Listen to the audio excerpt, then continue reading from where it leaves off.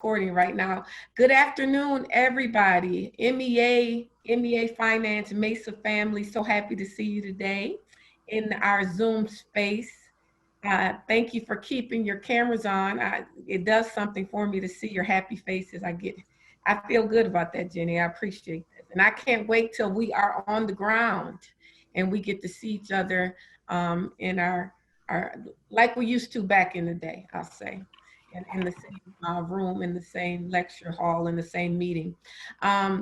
We are practicing self-care. I've been getting a lot of ideas about self-care and how you guys are practicing. Remember, our theme is mindfulness, movement, and nutrition. We've had several guests talking about mindfulness, and that's helping to further my practice.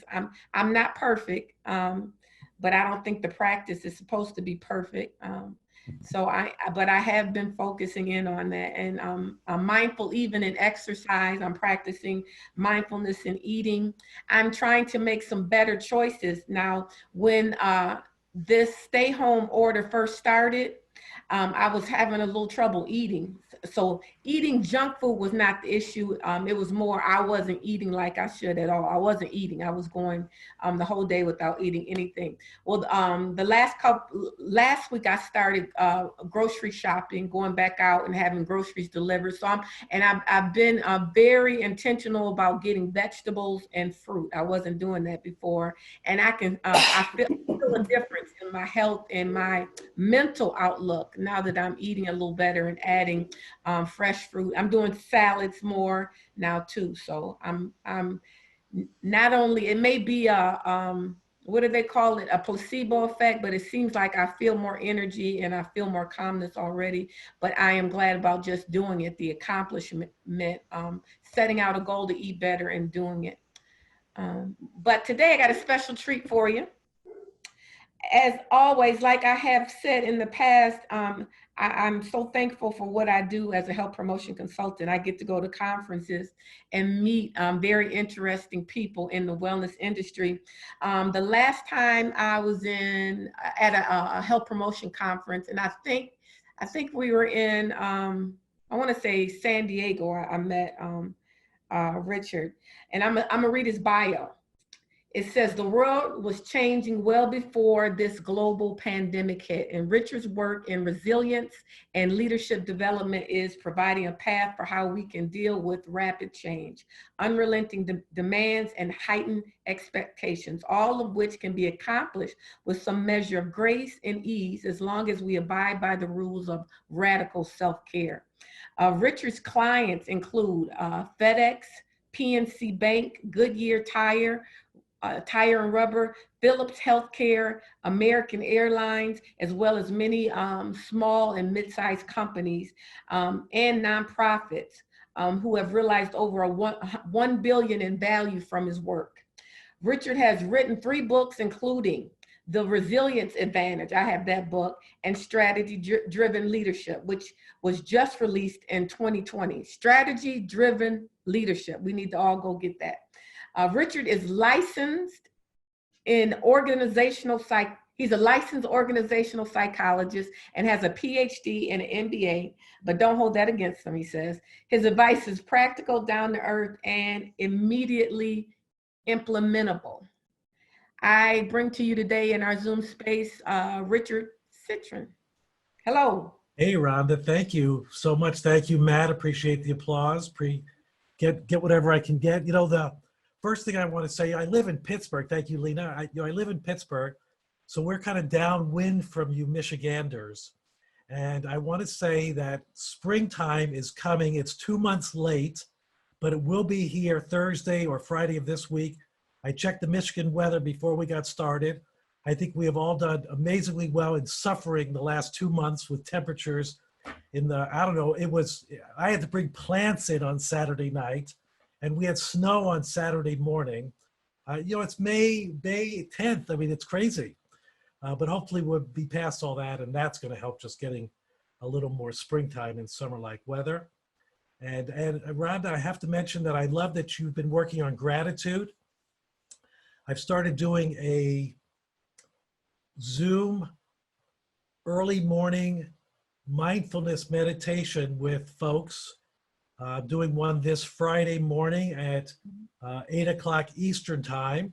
You know, what I've said to people about mindfulness is that everybody talks about wanting to do mindfulness and meditation exercises, but it's hard to do during the day. And as long as we're home, you know, it kind of gives us a different opportunity. And to me, mindfulness is something that's really our birthright.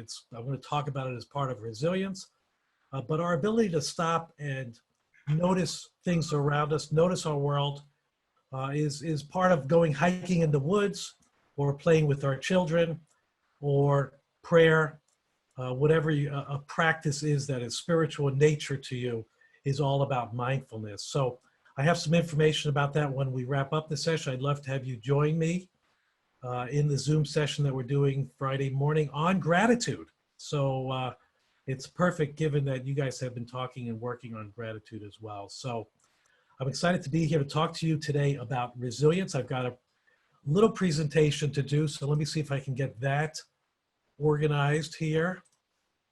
I have to go. Are you seeing that, Rhonda? No. Let me share screen first. There you go. Share your screen.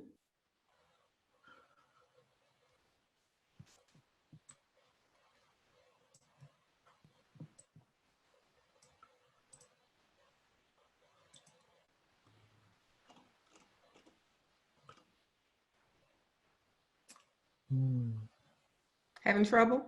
Yeah.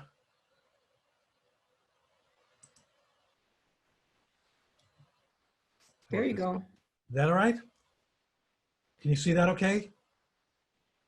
I can't. You cannot?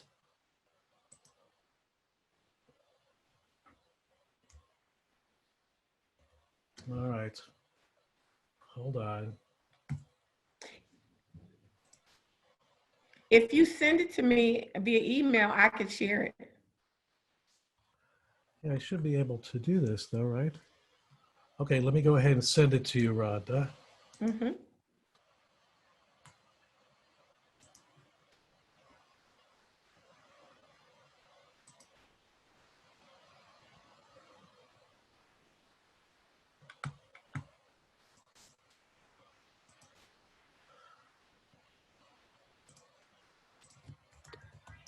Rhonda, this is Cindy. Don't you have to give him permission to share?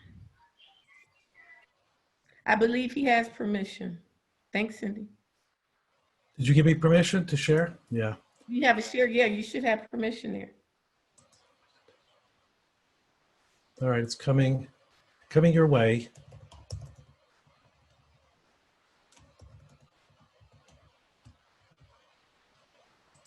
Technology is so great though, but we can. Well, you know, we just go as with it the comes. flow on it.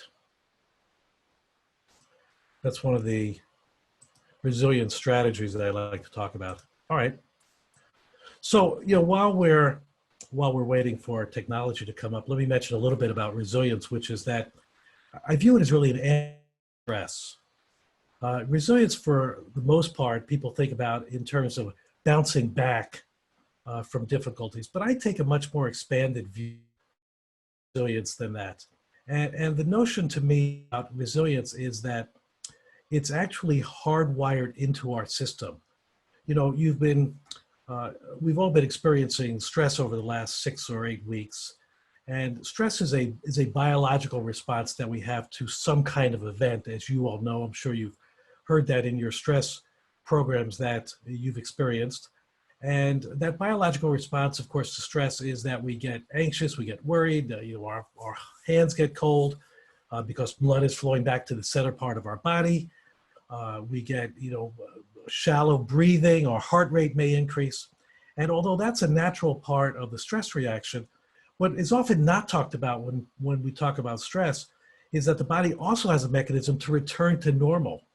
So in the same way that the body has those hormones that it's released under stress, the body also has counter hormones that bring it back to normal.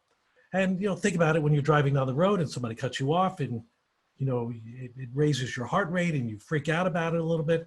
But then within a space of 30 or 40 seconds, your body returns to normal.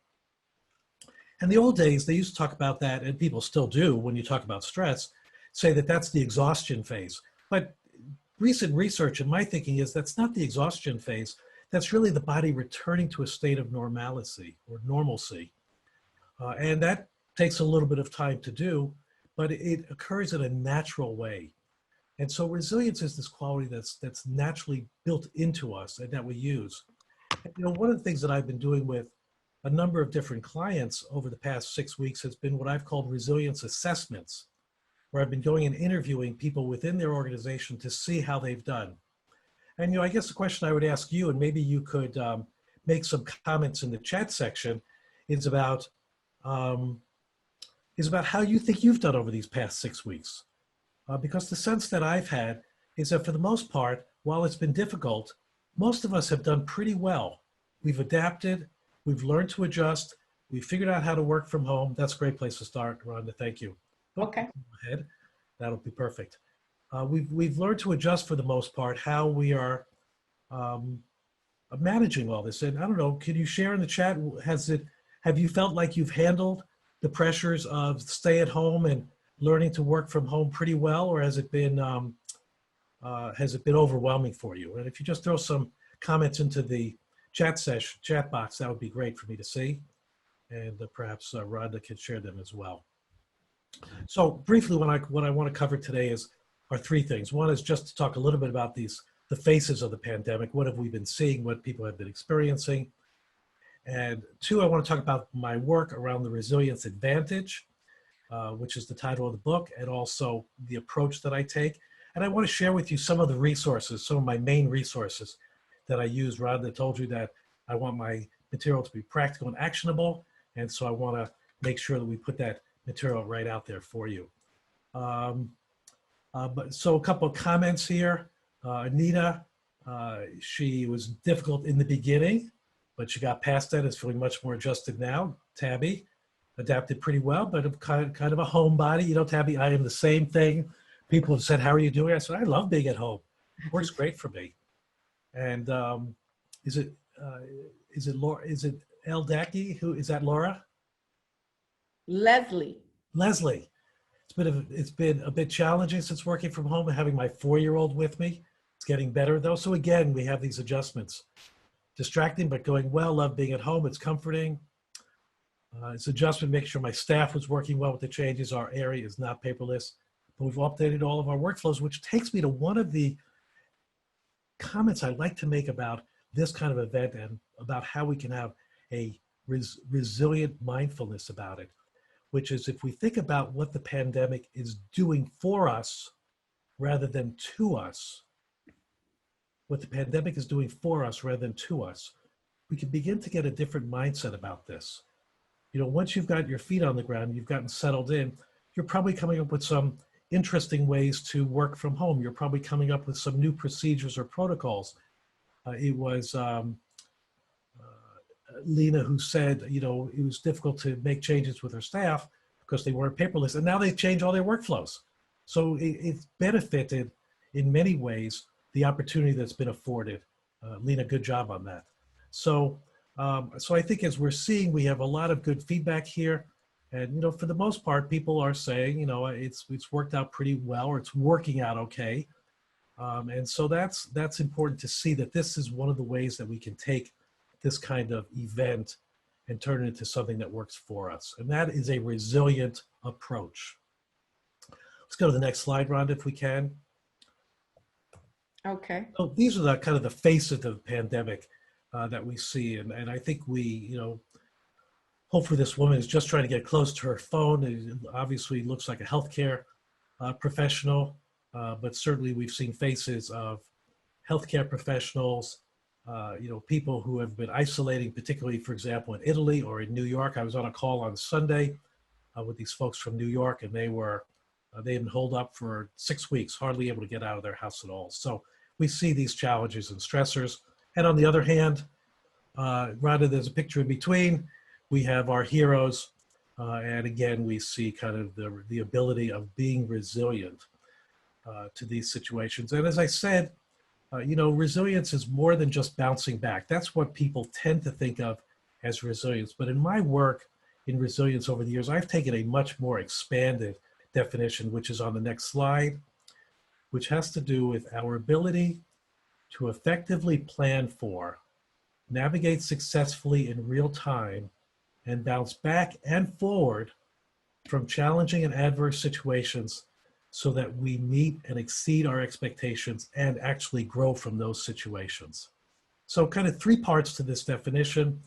One is we want to be able to plan for stressful events. You know, usually when we have challenging events come up, we often know they're coming up. Hopefully, in late summer, we'll be getting back to school. You'll know that at that point, and if hopefully it won't be the case, but if there are some modifications that have to be done, you'll know it ahead of time. There'll be an opportunity to plan for those kinds of situations. The more we can plan for it, the more we can mitigate that stressor, and anything that mitigates a stress has a resilience element to it. The second part of the definition is about navigating successfully in real time. That has to do with really, as much as anything, being mindful, being aware of what's happening. And that's always the greatest challenge, is dealing with these things in real time, because that's when the stressors build up in us and we get anxious and worried. So developing some practices, and I want to share a few of them with you today, can give us an idea of how we can address those things more effectively in real time. And then finally, the notion that most people think about in terms of resilience is this idea of bouncing back, but I say bouncing forward. How can we take the situation and turn it into something that works well for us?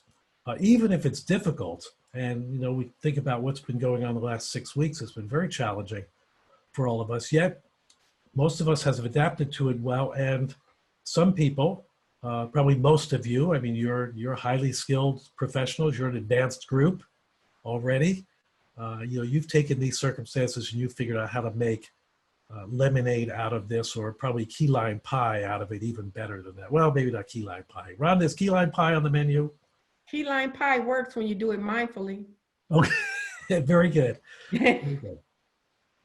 I'm doing a presentation this afternoon to a group of IT professionals out in California, and I did a pre-survey with them. They're a client. I did a pre-survey, and I said, what do you need to feel better about the pandemic situation, your stress? And they said things like, I need a vaccine or a cure, and need to work on our, ticket time schedules and things like that. And then 3 or 4 of the guys said, beer, I need more beer. So I'm including my presentation that a couple of beers, okay, but just not a case of beer. So I think as long as we manage our issues like that, we should be doing okay. So let's go to the next slide. And on this slide, I really am going to share with you much of what I call my resilience advantage resource sheet. And I know there's a lot here. I just want to walk through it with you because this, in the short time we have, this provides really much of my thinking and ways to think about resilience. I have this, I'll be glad to make this available to you. If you want to send me your email address, I'll be glad to send it to you.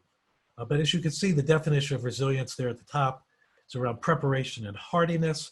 Preparation is getting ready. Hardiness, for those of you who work out, and I know most of you do, working out strengthens us in face of some kind of physical challenge we might have. It makes us stronger. In the same way that we can do resilient exercises, resilient strategies to help us prepare mentally for things ahead of time, that builds psychological hardiness. So we talk about preparation, hardiness, navigation, how we deal with these things in real time, and then finally the idea of bouncing forward. Talk a little bit about the difference between stress management and stress resilience here. And I don't adhere to the notion of stress management. I don't like to teach those kinds of classes because you don't manage stress. Stress is a biological imperative. It's going to happen if you are confronted with some event you weren't expecting to happen, like the pandemic. That's what the body's physical reaction is. Stress resilience has a completely different approach. It's about growing with the events. It's about recognizing that they may be coming. And it's really about, looking for the opportunities to grow and learn from them. So, I've got some tools in the middle section there around building long-term resilience. Under preparation and hardiness, I talk about the fitness 5. The fitness 5 have to do with the physical fitness we all engage in. And, for the most part, when we think about physical fitness, what we think about generally is aerobic fitness, and we think about weightlifting fitness. But I like to think about 5 different kinds of fitness. So we got aerobic, strength, endurance is a third one. I had a total knee replacement done the end of January. I'm doing really well because I've been rehabbing it constantly. And because I haven't been on my regular routine for exercise, as most of us haven't been, my endurance is down. So I'm going to be adding some weights to my walking exercise. I bought some ankle weights as part of my rehab. I'm just going to be walking with ankle weights a little longer to build up my endurance. So that's the third kind of fitness. The fourth kind of fitness is flexibility. That's around things like yoga, stretching. And the fifth kind of flexibility is around relaxation. That's your mindfulness. Most of us don't relax very well, even when we try to go to sleep. So learning how to relax is a good fitness 5. The other one around preparation and hardiness I want to mention, because I'll have a little bit more to say about that in a few minutes. I have a resource sheet for you as well, is around the 3 C's. And the 3 C's are some research that was done around ways that people who are under high pressure work situations can strengthen their resilience. And the 3 C's have to do with control, challenge, and commitment. Control is perhaps the easiest, let me put it that way, of all of these to think about, because control is really around having a sense of mastery in terms of what we're doing on a day-to-day basis. You have that in your work under normal circumstances. You go to work, you know what your responsibilities are, and you have that good sense of control. We lost that 6 or 8 weeks ago when we went to shelter in place. And as you have started to feel better and a little more comfortable with what you've been doing, guess what? You've gained more of a sense of control. And that sense of control helps to create more stability and strengthens resilience. Second part of the 3 C's has to do with commitment. And that's around really having meaning and purpose in what our work is about. When you look at research on engagement of employees in the workplace, what you find out is about 35% of the people love what they do. They're all in. It's just the greatest thing since sliced bread.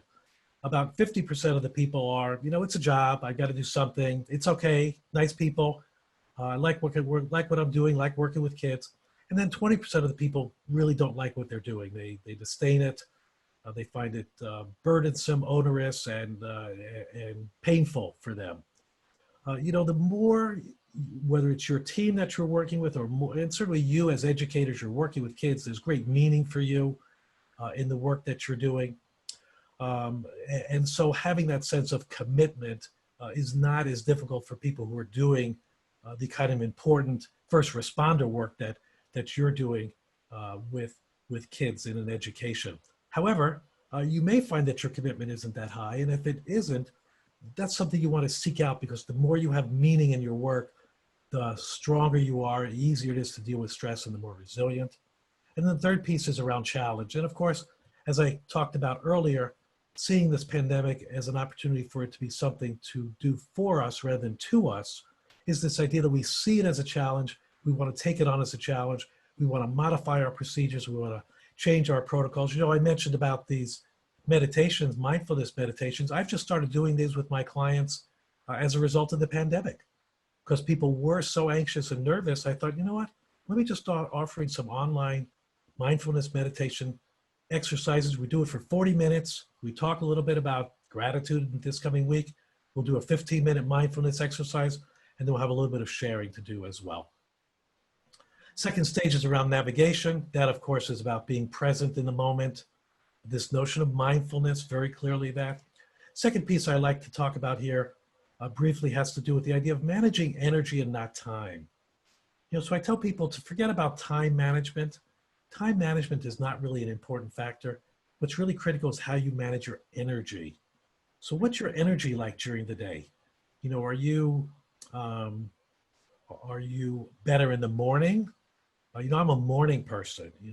It's best for me to get my important work done by noontime, because come the afternoon, my focus diminishes, my concentration diminishes. I get more easily distracted.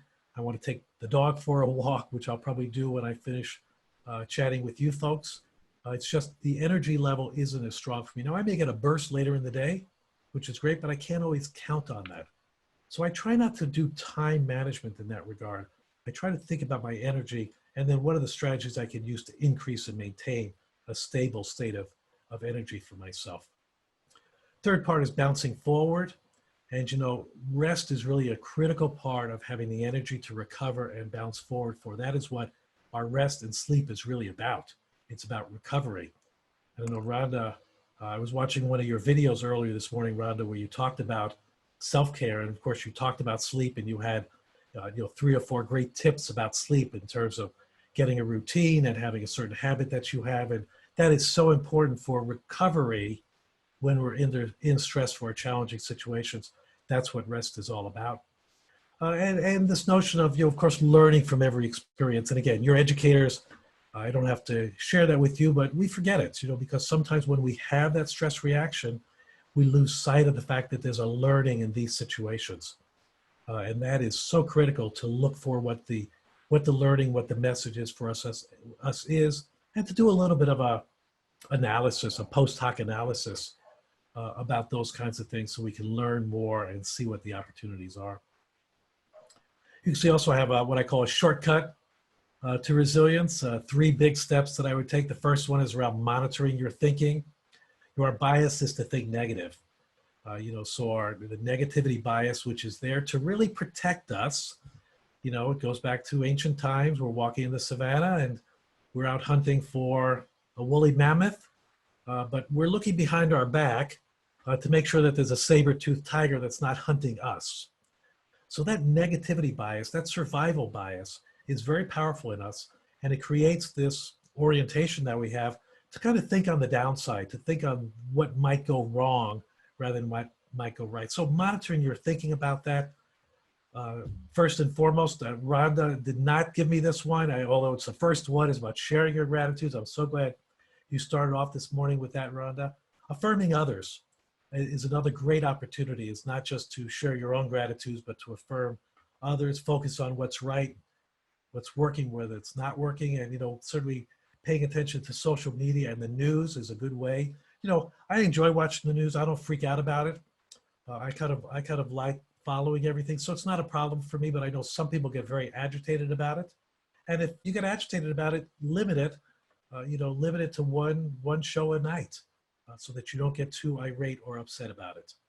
And you'll stay away from negative people. There's plenty of that going around right now.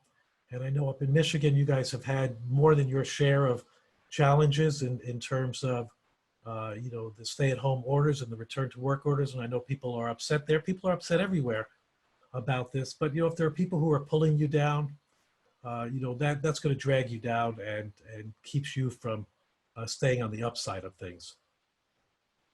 Second area is what I call hack your PNS, your parasympathetic nervous system. That's the part of your nervous system that's responsible for relaxation.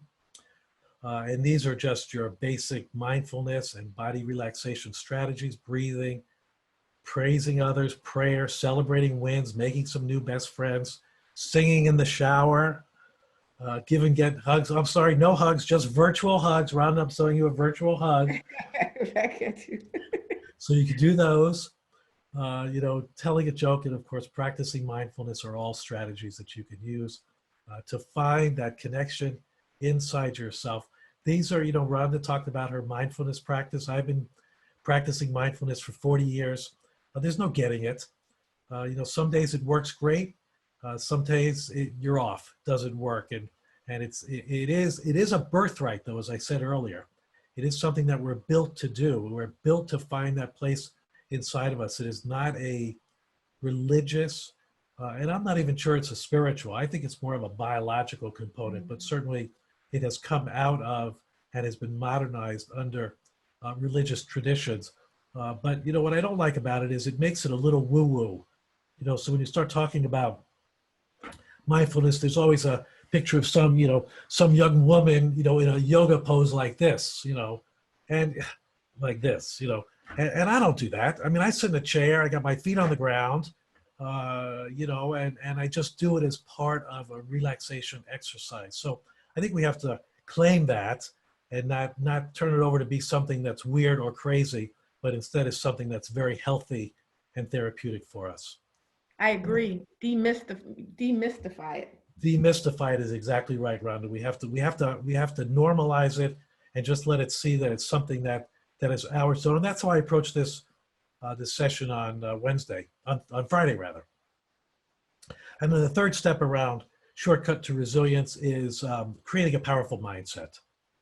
So, you know, the mindset is how we act on the world. And I know most of you as educators are probably familiar with Carol Dweck's work around growth mindset versus fixed mindsets. And growth mindsets are mindsets where children, and her research was with children, where children are able to see themselves as acting on their own effectiveness in their work rather than just attributing it to some innate quality that they had, like that you're smart. And I love the story I always tell about this is that, you know, it's always good to tell your parents in coaching their children, you know, I'm really proud of you for doing so well on that exam that you did. And an even better message is to say to the child, you know what I'm really proud of what you did was how you drilled those math assignments with your mother, how you got together in your book, how you took your book and you wrote out all the problems that were going to come up in class, demonstrating the behaviors that they were engaged in, rather than just attributing it to the quality of being smart or working hard. Because we want to focus on the behaviors. And when you think about creating a powerful mindset, we want to think about these ideas about being persistent, taking specific steps to create a plan for yourself. And while I say doing things that others won't, I think that certainly is a change. But the real focus around mindset is creating the behaviors that are engaged in the actions that you want to take. So with that, let me take a break here. I will say that on the rest of the PowerPoint, I have a handout that I can make available to you as well. And Rhonda, you could throw that next one up. It's the 3 C's of hardiness. It talks about some strategies that you can use to develop a little bit of ideas around hardiness for yourself. So I know I've thrown a lot at you, but I thought it'd be best if I just shared that resource sheet, put it all out there. We didn't have that much time. I thought I'd give you the piece and we could go from there. Great information. Any questions out there? I will say this, I get a newsletter from Richard. Is that every Wednesday or a Wednesday a month? That is every Wednesday. Yeah, if I'd highly recommend it. I'm sure if you email him, he can put you on that mailing list for that newsletter. Yeah, on the last slide, Rhonda. Okay. I don't know if it's the last slide. It's the it's not the last slide, but it's the next one. Yeah, so here's my email address is richard@citrinconsulting.com. And if you send me an email, I'm glad to send you a copy of the slides that I call it a cheat sheet. It's really the resource sheet, that 3 C's of hardiness. You can sign up or let me know if you'd like to sign up for Resilient Wednesday. Our new book, this is the Resilience Advantage book. I have that. And that's available by Kindle on Amazon. And here's my new book on strategy-driven leadership. We're doing a webinar on that. If you're a leader or interested in this or want to share it with some of your managers, then I mentioned about the Resilient Mindfulness session on Friday that I'll be doing at 8 a.m. That's Eastern time. Are you guys Eastern or are you Central? We're Easter too, yeah. Eastern, yeah. So it'd be, and it's from 8 to 8:40. You know, I didn't want to do it till 9 o'clock and then people are feeling rushed. So Right. we'll just do something for 30 or 40 minutes. Great. That sounds great. I want to reiterate that parasympathetic nervous system stimulation. I think right now, I know for sure, you know, there's people that are born with a level of sympathetic nervous system stimulation, and everybody has varying levels of it from day to day. I think COVID-19 has everybody in a continuous sympathetic nervous system stimulation. That is the opposing side of your nervous system. So I always tell people, be intentional about engaging the parasympathetic nervous system. And Richard has given us a list of things that can be done. Yes, you can meditate, you can download an app, and you can practice mindfulness. But I think I mentioned this on a session last week that in the morning when I open up Outlook to get on my email, every morning I'm locked out and I hold my breath for like 15 minutes trying to get in touch with somebody. You know, this is how I begin the day, in fight or flight, and I'm not breathing. So just simply taking a breath, breathing will engage your sympathetic nervous system. And he lists those things that are easy to do. You know, you guys know me as a person. I'm always complimenting people. I, it's probably because I'm addicted to engaging the parasympathetic. It feels good when I do it. So I really love to do it. And then what happens when I compliment people, and they're always genuine, no one second guess that, is that usually people smile at me when I say something. So I'm helping them engage their parasympathetic nervous system, because when you smile, it takes you out of fight or flight and it puts you into relaxation. So I always tell people when I go to work sites is you can help your work site. Even if you don't feel like smiling, if you smile at people, you help put them into the PNS, and you are you're lowering their stress. And when your stress is lower, you help your immune system become more robust, and you're able to fight off sickness better. Richard, you look like you got something to say there. Yeah, well, I just want to add that's because we all have mirror neurons. Right. Mirror neurons relate to the fact that when we connect with people, our body, you know, our mind, our body wants to connect with them. And so when you see somebody smile, when you get an appreciation or a gratitude share, our bodies connect that way. We don't experience it as much on the positive as we do with the negatives. Yeah. So if somebody's upset about something, oh, you take it right in. We're not quite as good at doing that on the positives. And as Rhonda said, you know, working on developing that particular piece is really important. The other thing I want to mention, Rhonda, is I know you, in your mindfulness, did some mindful orange eating. I want to suggest to you that there are a lot of practices at work that I coach leaders with, and I facilitate leader teams around how to do, you know, mindful desk management, how to do mindful emailing.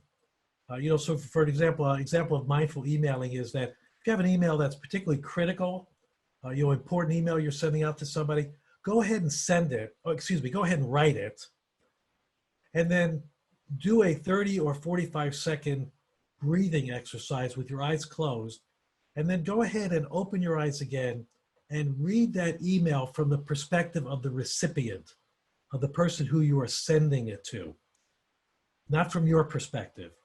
That little 1.5 minute mindful email exercise allows you to make sure that your email has the right content and that the recipient is probably going to receive it in a way in which she can be responsive to it. But, you know, mindful meetings, you know, mindful attention to detail, all of these things can use mindfulness practices so that we build it, as you're saying, Rhonda, into our everyday activities rather than have it be something that's, you know, special, our special meditation time. Great tips. I love that email tip. I should have thought of that last week though, but no. But thanks for bringing up that mirror neurons. I remember I learned about that from a murder mystery movie. The detective really? brought it up. Yeah, that's where I first heard that term. Wow. Are there any other questions out there? This has been great. Definitely send Richard your email. Get on that email list. Get on that newsletter so you can get more great information about resilience. I've done over 300 Resilient Wednesdays now, and people, you know, I get great feedback on them because each week it's a little tip on resilient. This one I'll give you a preview.